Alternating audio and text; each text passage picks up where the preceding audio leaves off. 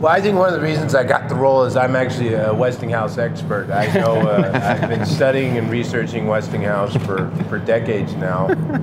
They were going to some other actors, but I said, look, they will pale in comparison to my knowledge of George Westinghouse.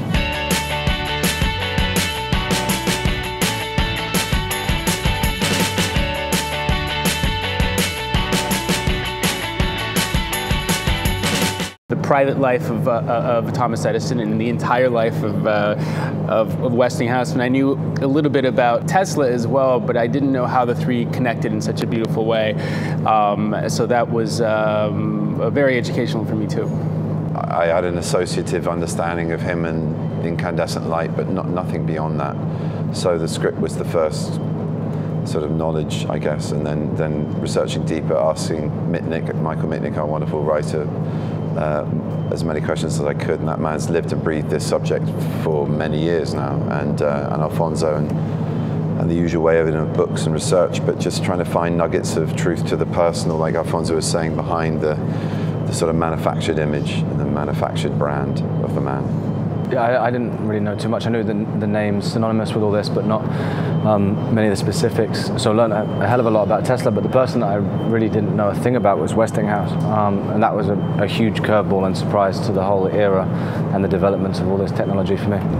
I'm so full of ideas, it will take me 12 lifetimes to execute it. I'm working on something now, something so new that the world will never be the same. There are recordings of him, but as an old man, and you know, maybe the pitch is slightly up from that, but also even the younger version of him with the famous first ever recording on the phonograph saying, you know, the nursery, I'm Mary had a little lamb that speaks as white as snow. So I had two samples, I guess, to work with, but we wanted to create something that worked in the environment that he's in this film, not shouting into the funnel of a phonograph. What can I say? I had, these are iconic characters, but you wanted it to feel real. And you wanted them to feel modern and strong, and the couples, designing these couples and how they would work together, and you know, how the five work together in the film, because you're constantly going into different storylines and coming back and moving forward in time and coming back. So it wasn't a struggle, because basically everyone I wanted was lucky. I was lucky enough that they wanted the role as well and wanted to work with me. So I was very humbled by that. Mr. Edison, if you say something about me or my company again, I would ask that you tell the truth.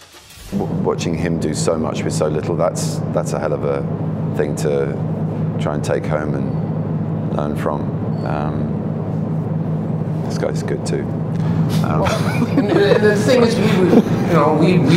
I learned a great deal. In all seriousness, I would have never known anything about this period or these people had I not done this film. So yeah, there's that as well. I think the thing you really learn, you just learn a lot about the world, you know. Because I didn't do so well in school, but I've learned a lot working on projects about things I wouldn't have known anything about.